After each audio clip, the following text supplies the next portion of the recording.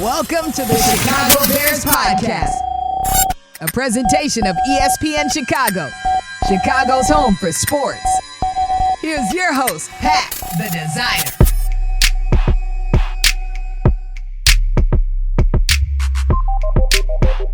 Bear Down Bears fans, welcome into a Friday edition of the Chicago Bears Podcast. We have the hardest working woman in the industry in here with us on a Friday. We couldn't get her on Thursday because she was debating Stephen A. out here.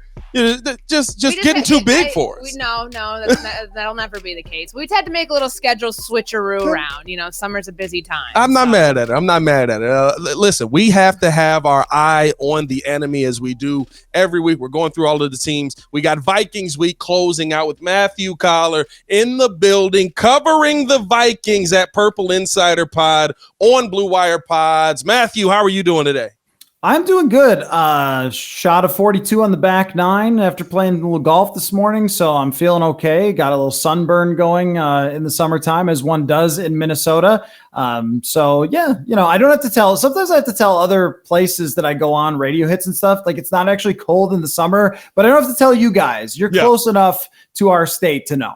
Yeah, it's actually the only tolerable time up there. Have you been up to Minneapolis? I have been to Minneapolis twice. Once in the winter where I was like, wow, there is a winter worse than Chicago. Mm-hmm. And once in the summertime where I was like, oh, okay, it's not that bad. Like, we did like Mall of America and all that in the summertime. No, so I mean, cool. it's great up there during the summertime. Like, you have to take advantage of June through early September, because come October you might get snow, which Matt and I know very well. Yeah, it is not a fun time in the wintertime. I will say that. I literally remember being there and being like, I never thought I could be cold in the winter. I thought I was immune to wintertime coldness because of Chicago, but I was wrong. But hey, we're hoping that there's no cold front coming in Bears Vikings. I'm hoping for a ton of action this year, and I want to get the inside opinion here. Let's start this thing off. Let's dive into what's going on with the Vikings. Me and Courtney have kind of both talked about this, and it seems like the Vikings are doing kind of a, hey, we're scared to lose Justin Jefferson, so we're not going to blow this thing up. But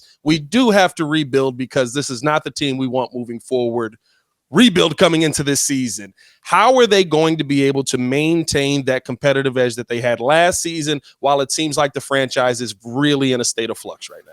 Yeah, state of flux is probably the best way you could put it. It's a very odd place to be, because if you have Kirk Cousins as your quarterback, then you have to try to win the Super Bowl, right? Otherwise, why do you have Kirk Cousins as your quarterback? He was a guy that was brought here in 2018 to take them to the next level beyond what Case Keenum could do. He's never done that. Last season is really as close as he's gotten, I would say, with the 13-win season. But 2019 wins a playoff game, but they haven't had a ton of success in the postseason with Kirk Cousins here. And then you have a year where you move on from a bunch of very talented but older and expensive players and shuffle in a new group, which I think is the right thing to do for the rest of the roster. But then how do you justify having a veteran quarterback if you feel like when you're rebuilding, your chances of winning the Super Bowl are not good? And if you look at the Vegas odds, nobody thinks that they do have good chances to win the Super Bowl. I think they have something like the 17th best odds, if that's a thing.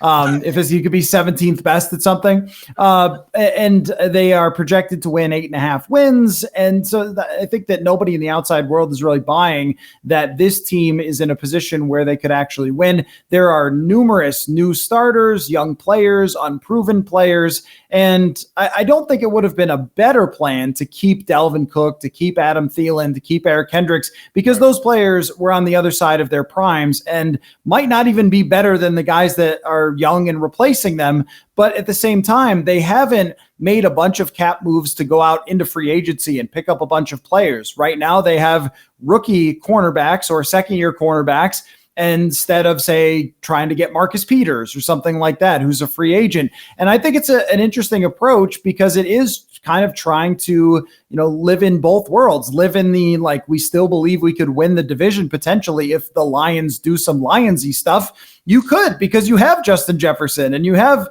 enough with Kirk Cousins in the offense to win the division and go, into the playoffs. But do you have enough to beat Philadelphia on the road in the playoffs? Absolutely not. You're nowhere close. So, you could make an argument that what they should have done is traded Kirk Cousins, played Nick Mullins all season, and then tried to draft Caleb Williams. But as you mentioned, if you have Justin Jefferson, that's a pretty hard sell to Justin Jefferson. Hey, we want you to sign a contract extension, but can you just like tank for this season? And then, we'll get you a better quarterback eventually. So this is still, I think, in the mess of sort of cleaning up for where the previous regime left them. And then they kicked the can down the road last year by not tearing this all apart the same way Chicago did, and the same way I believe Ryan Poles would have if he had taken over as GM of the Vikings. And I think that we got to the inevitable place of them, just being stuck in the middle.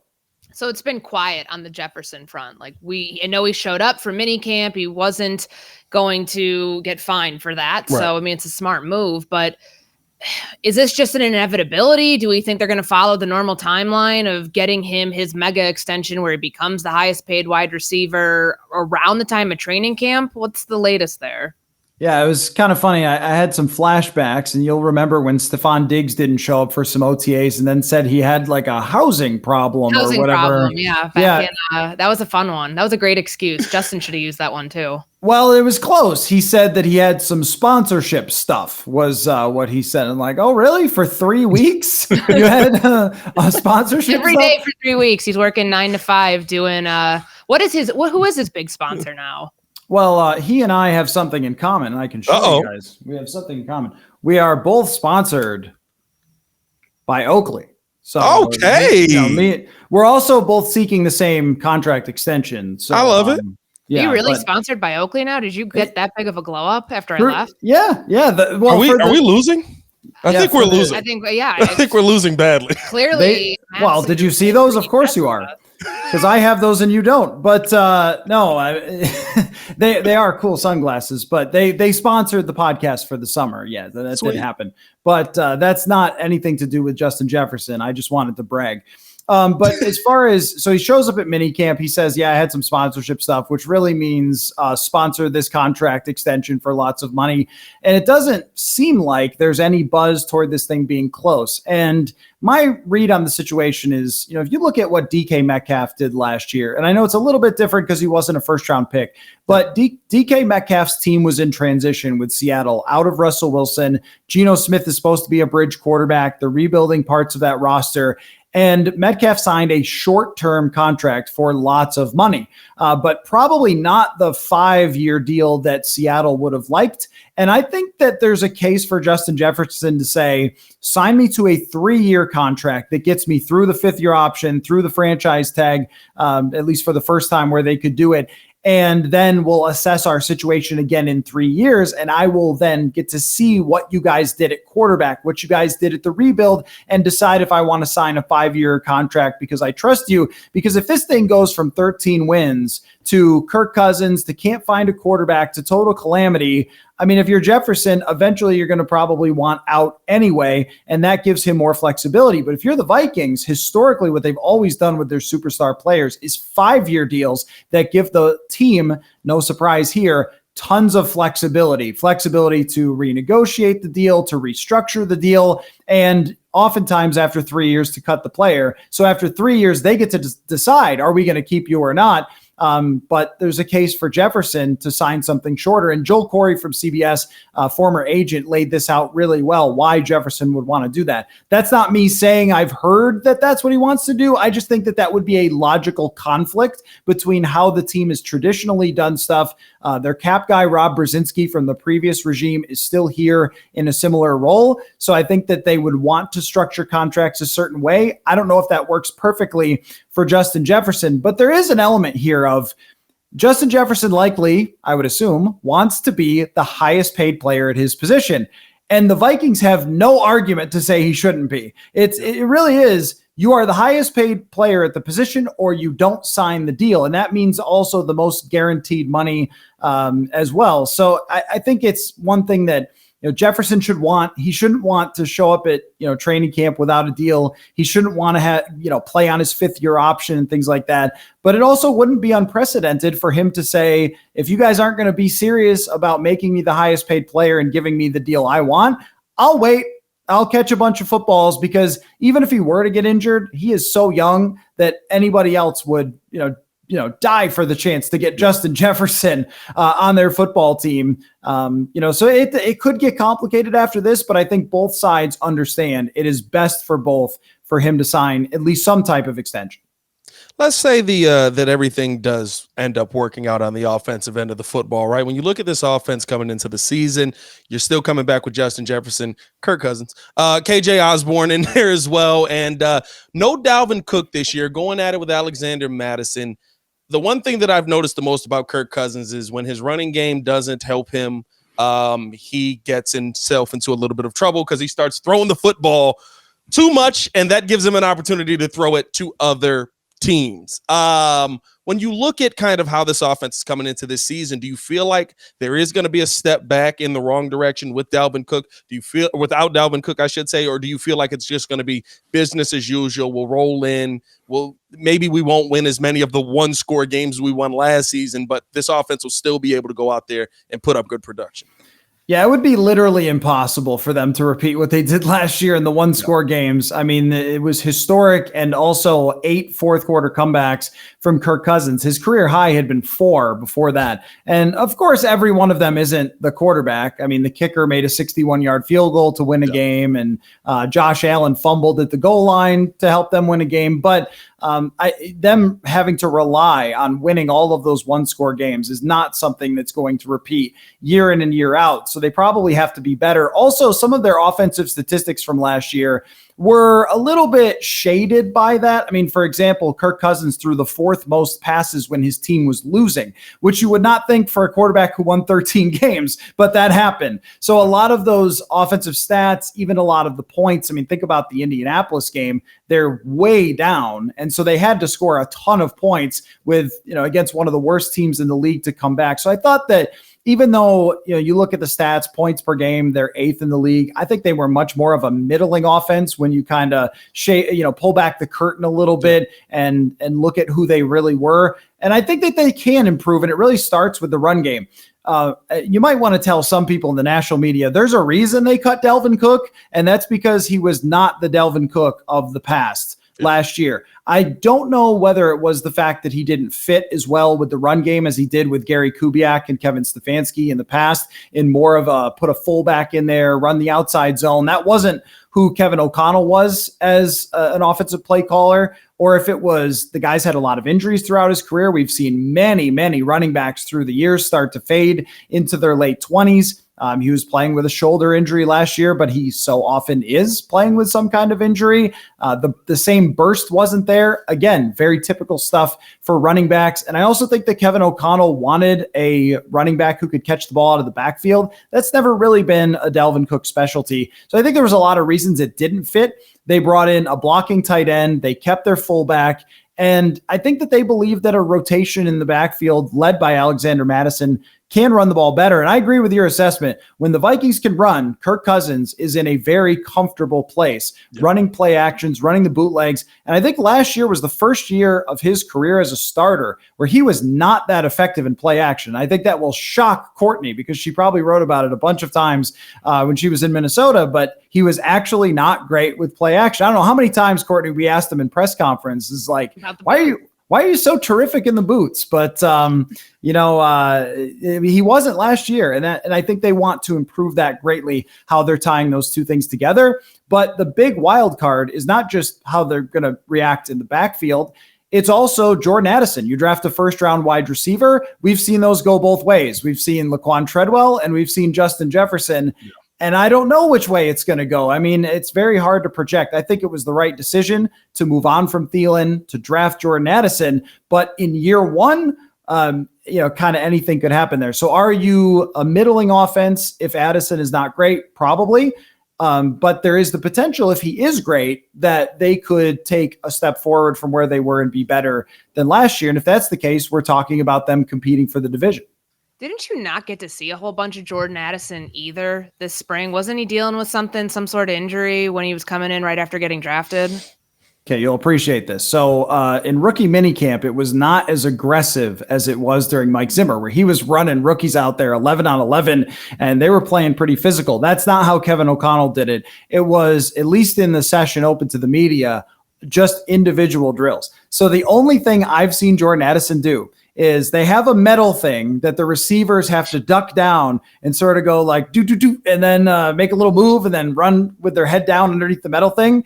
That's all I've seen Jordan Addison do. And gosh, he looked good doing it. But that's that because he didn't take any reps during OTAs or minicamp. Apparently, even though there was no contact in rookie minicamp, he got banged up. And that is my biggest concern about Jordan Addison.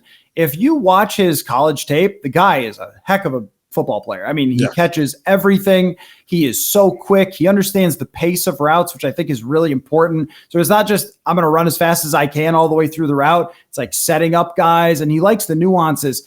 But, Courtney, you'll remember when they drafted Cam Dantzler and they were like, oh, it's fine that he only weighs like 170 pounds.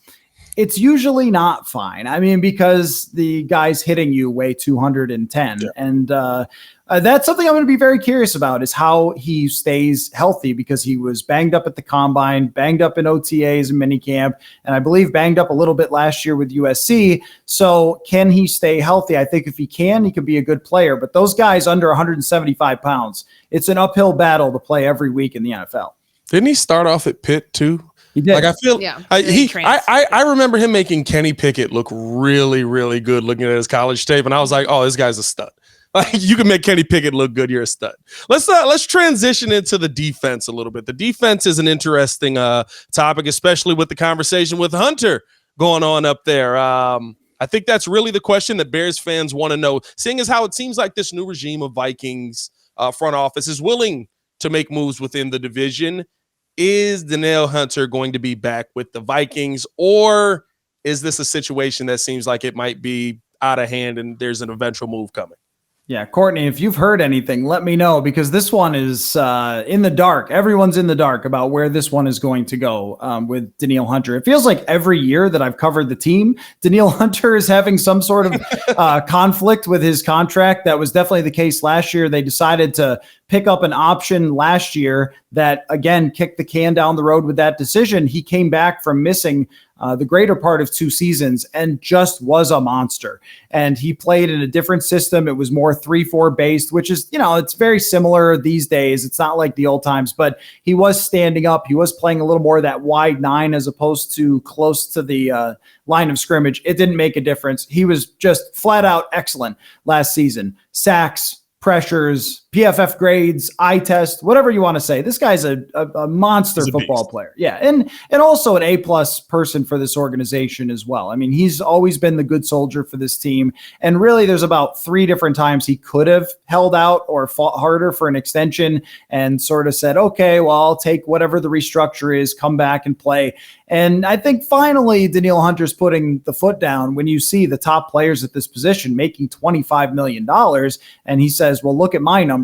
And why am I not making that? Because even if you look at since he came in the league, he missed the better part of 2 seasons, and he's still in the top 10 in sacks. And his best years are right up there with the elite pass rushers. So there's a real discussion of, though, because of those injuries, do you want to make him one of the highest paid guys for the next 5 years when a neck injury is not something to mess with? That's very concerning for a long-term contract. At the same time, if you trade him away and everybody knows that you have to trade him away, and whoever trades for him has to sign him, which means they need cap space, how much can you get for him? I mean, usually somebody gets desperate and gives a first-round pick, but also I think we've seen Kwesi Adolfo-Mensah not really doing as well in some of these trade conversations as you might think, or as more experienced GMs. I think of it as kind of like fantasy football. If you've been in a league with someone and you've made a bunch of trades with them, you trust them and you'll make a reasonable trade for both sides. But if you got a newbie in your league, you're like, no, I'm robbing this guy or I'm not doing the trade. I think that Kwesi is dealing with that on multiple levels, from agents and from other GMs. And this Hunter situation is right in the middle of that. Yeah, for what it's worth, what I've heard is that both sides are still decently far apart. It's hard to imagine, though, if you're going to keep Kirk Cousins and let him ride out this final year of his contract, and then you, on the other side of it, like, you would have to almost do everything possible to keep Danielle Hunter in the fold, because one without the other, in a way, even though obviously different contract situations, different parts of their careers, to blow up your defense after you already blew up your defense by giving away so many other parts. Eric Kendricks, we know, is gone. Patrick Peterson is gone. Zadarius Smith is gone. This is a new look defense. And I know Brian Flores was a hot name when he got hired as a defensive coordinator, but he's still tasked with not a lot of talent outside of the Danielle Hunters of the world that are, few and far between on this defense. But you still got to fix the second worst defense from last year, where you could take this a million different directions when you talked about all those one-score games and why the Vikings were in a situation to have to play in so many of them. You can look at the defense and look at a lot of flaws there. Where does Brian Flores start in trying to fix this thing? Yeah, I mean, it is a difficult task. Imagine being Brian Flores, taking the job, and they're like, okay, you've got Zadarius Smith and Danielle Hunter. Oh, all right, that sounds good. All right, let me just, add a couple of blitzers. We'll cover it up and we'll be all right. And then, okay, actually, you don't have Zadarius Smith because we're trading him because he wanted more money. Okay, well, I've still got Danielle Hunter, right? I'll be fine. No, Brian, actually, you might not. So poor guy, I think, was maybe looking to come here, fix the defense, and then get back in that head coaching conversation. That's going to be really hard. If they move on from Danielle Hunter, we're talking about Marcus Davenport, who has never played 600 snaps in a season, and DJ Wanham and Patrick Jones, which your audience might not have heard. Although Wanham you would have heard of because he had a big game against Chicago, but Patrick Jones you may not have heard of. And then we're talking about undrafted guys after that on the depth chart. No love for Chris Tonga and Jonathan Bullard? No love at all? Oh, yeah. Well, Kyrus Tonga. Matt wrote something on Kyrus Tonga. Do you want to enlighten us about that? It was after his... I did, yeah. Yeah, I remember we were talking about it when he had his incredible pick six, which was a weird day during training camp. It's actually the day that Roquan Smith ended up, ending his hold in. So I just remember it being that was the Kyrus Tonga day. Far more significant in the grand scheme of things. What was your story that you wrote on him? Because I remember we had this conversation. And I was like, oh yeah, I know that with the Kyrus Tonga era of the Chicago Bears. It was a great time. Yeah, I mean, Kyrus is definitely more of a run stuffer than he is the pass rush. So if we're talking about, how they're going to rush the passer, he's really not a big part of that discussion, but does have a great story. I mean, he was a guy that came from a really tough upbringing, was getting in trouble in high school, and he was abandoned by his parents. And so he was adopted by, other set of parents, decided to go on a Mormon mission, which we know a lot of players from BYU do that. And it really changed his life. But the funny twist to the Mormon mission was that he was sent to Kansas. Like a lot of times they're sent, somewhere, maybe out of the country or whatever. So he was thinking of all the cool places. He was like, maybe I can go to New Zealand or something. And he was sent to Kansas.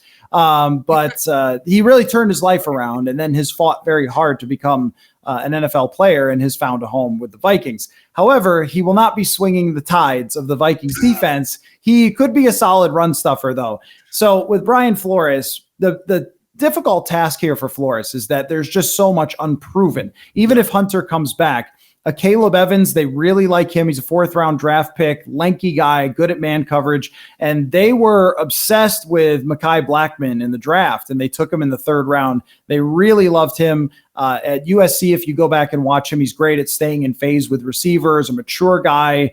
He's known really kind of for his hard-nosed type of play, even though he's undersized, that kind of thing. Vikings fans and Bears fans remember Antoine Winfield. Maybe there's a little bit of that in his game, but it's all unproven. And then you have Andrew Booth Jr., who they drafted last year that has never been able to stay on the field, another undersized guy that just keeps getting injured over and over. And the element of Lewis Seen, who they drafted in the 1st round, but in minicamp, he was safety number 4. And he got injured in his first year and he's recovering from that injury, but still not something we expected because he was a full participant. So they have 2 other guys, Cam Bynum and Josh Metellus, ahead of him. They're kind of using Metellus all over the field. Brian Flores is going to have to get really creative to create pressures, but then he's going to ask his corners and his safeties to do a lot in coverage. They also signed Byron Murphy Jr., who I think is a pretty solid nickel corner. There's just a lot up in the air. There is a world where a bunch of those guys click and the young players work out, and it's actually better than the older players last year. There have been times we've seen that, but also there have been times from 2019 to 2020 when they overhauled the secondary and it was a just pure disaster. So that's one that could really swing whether this is a season where they're actually competitive or where we're talking about, well, the Vikings won 7 games because they couldn't stop anyone. And oh, by the way, their schedule has Jalen Hurts, Joe Burrow, Patrick Mahomes, and Justin Herbert on it. When you look at kind of where the direction of this team is going, I mean, it seems like you're in the agreement with most of the world that the Vikings aren't going to be 13-4 again. But when you look at where this team is going, what is the realistic end game? Are we going to see this team be blown up if they go the wrong direction this season? I think they're going to go like backwards, but like I'm hearing a lot now of like 7-10, 8-9 type of team. That's a long way from 13-3. Could this be the last iteration of the Kirk Cousins Vikings? Let me ask you this question. Are we giving the Vikings the win against the Bears in week 18? Should we call them a 13-win team or more of like 12-4? Yeah, I mean, that was once Tim Boyle's playing, I think that doesn't count. I don't know, but those two picks weren't his fault, by the way. Yeah. Chase Claypool ran the wrong route twice, just to let you know. So let's not come on this podcast and slander the great Tim Boyle. Okay, Nathan Peterman was actually looking like an NFL quarterback in that game, so they took him out. Like, no, you're looking too good, Nathan. Get out of there. And just an aside on top of an aside, that Chase Claypool has no excuses because TJ Hawkinson was traded midseason as well. And the dude played 60 snaps and caught 9 passes or something in his first game. And so if you're still saying like, well, maybe it's his second year in the offense, I'm sorry, but it's not that hard. Okay. Like if TJ Hawkinson could learn a more complicated position, you've just got some problems there. Anyway, but the bigger picture on this, as far as regression, is when Kwesi Adolfo-Mensah got the job, he used the phrase competitive rebuild. And all of us went, competitive rebuild, right? But it's a competitive rebuild. Like that's what they've really done. We thought it was kind of just like GM speak, and I don't even know what that means, and it's vague and weird. But that's exactly what it is now, is they are trying to thread the needle of being good this year again, competing for the division, trying to win, going deep in the playoffs if they have the Midas touch again and get lucky or something, which is not likely, but you never know. I mean, Trent Dilfer, I guess, right? So, but these things probably aren't going to happen, but at least they're going to fill the stadium. They're going to compete for the playoffs. That's their vision. Well, developing all of these younger players, hoping some of them hit, hoping Flores sticks and wants to stay here as the defensive coordinator, and on. And then finding their next quarterback in the draft next season and dropping the quarterback into the best possible position. Now, this is very difficult, but if they extend Jefferson, if they extend Hawkinson, and they have 2 of the best offensive tackles in the NFL, they can find a little bit of a running game here and an offensive coach. It would actually be one of the best setups for any quarterback to be set into. And I don't think it's a coincidence that Jalen Hurts gets AJ Brown and all of a sudden he's better. I don't think it's a coincidence that, Joe Burrow right off the bat is a great quarterback when, he gets Jamar Chase there and he gets T Higgins there. It's not that those guys wouldn't be good, but they're really good. And also, the same with Josh Allen, where he gets Stephon Diggs. I think it really helps any rookie quarterback to come here and have Justin Jefferson right away and TJ Hawkinson and a budding offensive line. I think that's the plan. Or the other part of the plan could be if Kirk leaves, there's always a disgruntled quarterback. Like, would Kyler Murray be disgruntled and want to come to Minnesota? Like these things, you're always trying to be in that position, I think, to be the team that gets Aaron Rodgers when he's mad. And like, oh, look, we have receivers for you in the defense that's been built up over years. I like the strategy for the most part. If it was Madden and there weren't owners and money and all those things involved and people's jobs and so forth, you would just trade away Kirk, play Nick Mullins, lose a bunch of games, simulate the season, and then try to draft as high as you can. That's just not really realistic when you factor all of the human parts of that. Well, it kind of speaks to at least the direction of the Vikings from what you just painted for us there. It speaks to the bigger picture of the NFC North, the division now that's wide open. And it sounds, at least from what you're saying, like they'll push this as far as they can go this year. If they get 13 wins, by God, it's a miracle, and they're back in the playoffs. Who knows how far they'd actually go, but this is a team that wants to stay relevant. It hasn't really done the necessary work to push for a Super Bowl, but staying relevant is great. It means butts in seats, and it means the team is contending for a playoff spot. But let's say it doesn't go according to their far-fetched, that's like the best case scenario plan. And they are, like Pat said, 8-9, 7-10, and they move on from Kirk Cousins. Can you see a world where they finally have to bite the bullet and actually, as far as the competitive rebuild, whatever it is, those pieces are in place, but we know that rookie quarterbacks, if they go that route in 2024, they often struggle early on. I mean, that's what we're expecting from Bryce Young. It's not going to be a perfect situation for him in his rookie season. It's not going to be a perfect situation for any of them. But as far as like the balance of power and how the Viking strategy this year, next year, the next 2 or 3 years, how do you think that's going to play into the overall landscape of a changing division when now a lot of teams see the window to actually make a play to try to take over the spot that Minnesota and Green Bay have been duking it out for, the last 5, 6, 7 years? I think in a perfect world scenario, and consider also that Kwesi has a 4-year contract that he signed, so this kind of matches up with how his contract goes. In a perfect world scenario, they are decently competitive this year, then draft a quarterback. That quarterback comes in his first year is showing signs, like we usually see from rookie quarterbacks, that at very least they're showing signs they could be good. And then going into 2025, that's when you throw all the money, you use fully that rookie quarterback contract that has been the hack in the NFL that a lot of teams have been able to use to stack up and pay people. And you also have Jefferson in his prime. Presumably you have a defense that's been developed over several years, and it all comes together and you're a Super Bowl contender, and you all wait until a kicker misses a 38-yard kick wide left in the NFC Championship game. Like, that's the plan, right? But there's pitfalls to that. And the pitfall is, what if you don't pick the right quarterback? And not that the Bears would know anything about picking the wrong quarterback. So I can explain it to you, but it's bad because you can waste a great team. And nobody actually knows that better than recently with Mitch Trubisky in Chicago, because that 2018 team was a behemoth.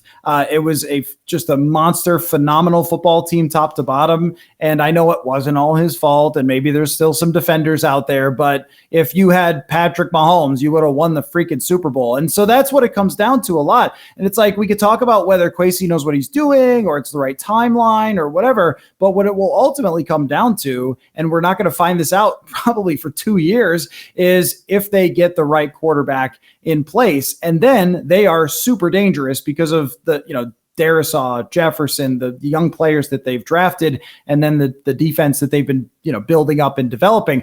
But there's a couple other teams that are ahead of them in this rebuild race, and Chicago most certainly is, and Detroit most certainly is. That even though we can make fun of them because I was like 5 the last time they won the division, they have a good team. And they could win the division. And they have won at this moment the rebuild wars. They've hit on draft picks. They've found a 4th rounder who's a superstar receiver. They have a pretty competent coach, a great offensive coordinator, a defense that they were able to spend a bunch of money on their secondary to rebuild now. And then here comes Chicago. If Justin Fields is good, Chicago will be extremely dangerous, probably for a long time, but especially while he's still fairly cheap.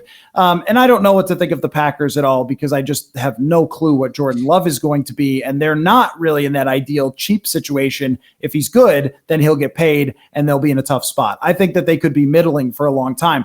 But the Vikings, by not living in reality with their previous regime and taking apart parts of it, getting rid of older players and waiting to do it this year, put them behind where those other teams are. So they're hoping to sort of cheat the system a little bit, where Detroit and Chicago had to go all the way back. They're hoping to be like, well, what if we just go a little bit back and then we can, just go from there.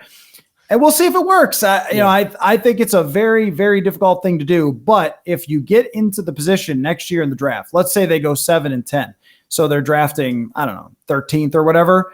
Trade 2 first-round draft picks up with some team that has a quarterback, you become Carolina, and you're not getting Caleb Williams. Whoever's number 1 will draft him, but Drake May or a Spencer Rattler or something could kind of emerge as a guy that you end up getting, and that's the perfect world scenario. You blow that though, and everyone's getting fired. It's really that simple. I mean, if you blow that, you're the Jets, and everyone's getting fired. Where do you think this thing ends this season? If you had to go with your division standings to end the season, way too early division standings, because we don't know how anything's going to play out, training camp, injuries throughout the season, all of that, but way too early. How do you have the standings going this season? Somebody asked on my show the other day if every team could go 9-8 in the division. And I was like, And one time it actually almost happened in 2011 with the AFC West. Every team went 8-8 and one team went 7-9. And I think that's exactly what this division could be, where you could see, the Bears taking a pretty significant step forward, but not being great.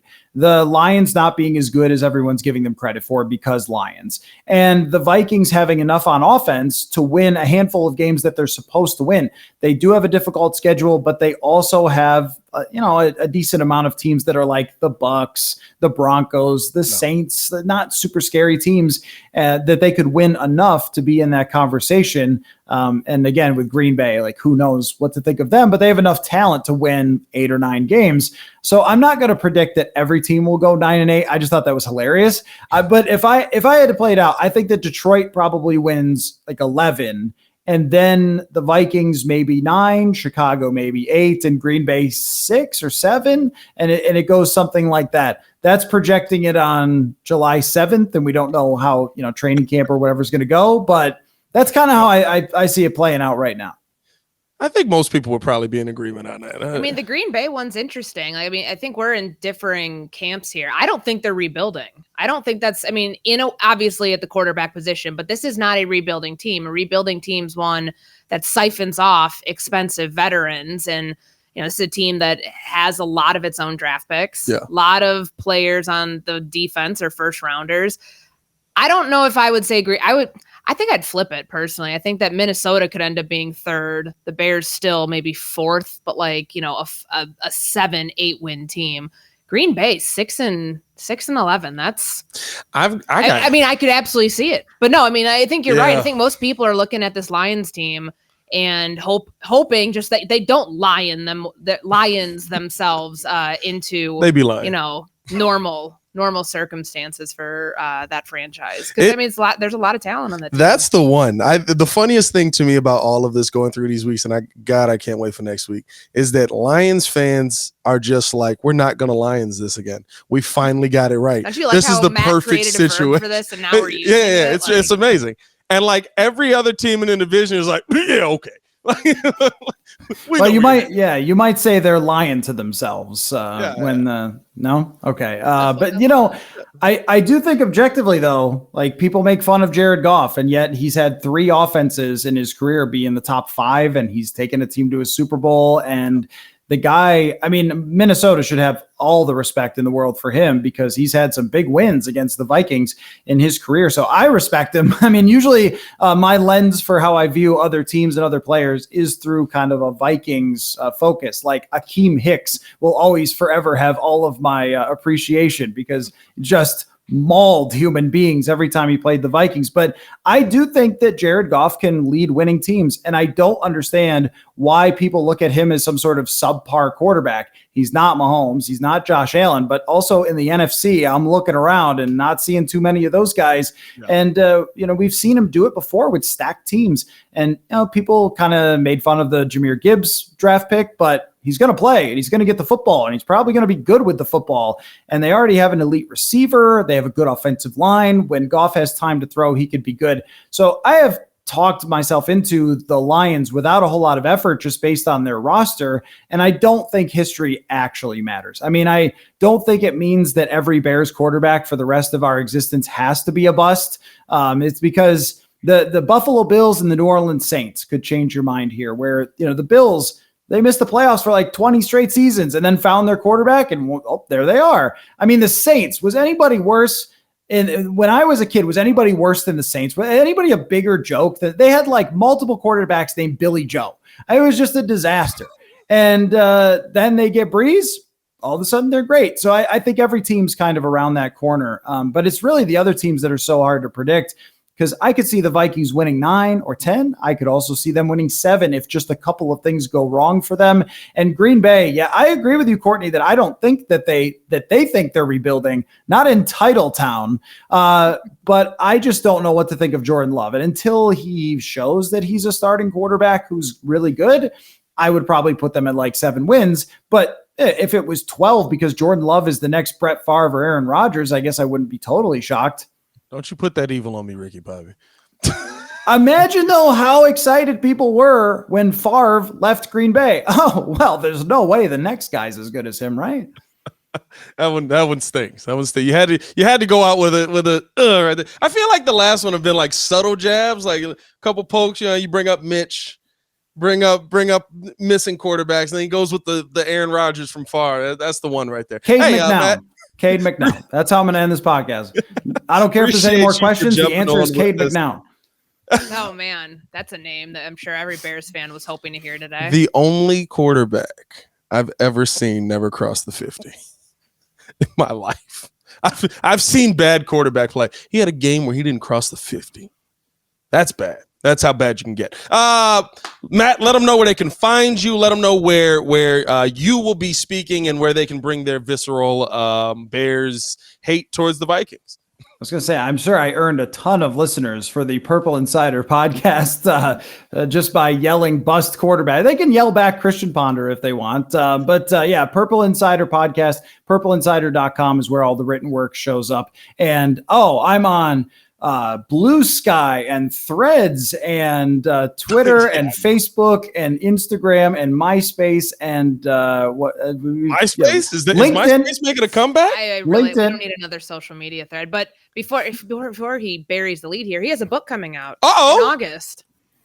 I do. Yeah. It's called Football is a Numbers Game. Pre-sale going on now. And I went sort of behind the scenes at Pro Football Focus and wrote about how they became what they are, which is working with all 32 teams. I looked into what they actually do for teams, how they got here, how they became so influential, and where they fit within the analytics revolution in the NFL. So it's a really fun project. It's like 2 years writing about their company and also some of the challenges of being the top data company in football and some of the drama as well. So really cool project that's coming out in October. But again, for all you nerds, pre-sale now. I got to read it because I'm not going to lie. Like PFF always puts out two stats that just don't make sense when you watch the Bears every year. It's like the Bears actually have the best offensive line rated against the rest of the NFL by keeping their quarterback upright. And it's like, he's been sacked 7 times this week. And all because Sam Mustipher fell over. But we appreciate you coming through. Make sure that you guys support the book sales. Make sure that you guys support Matthew over on the Purple Insider podcast. As always, it's your boy Pat the Designer, joined by Courtney Cronin. She's got to go do probably a million other shows. So we'll let her get out of here as well. Y'all stay safe out there, Chicago. Bear down. Hopefully the Bears are better than the Vikings. Peace.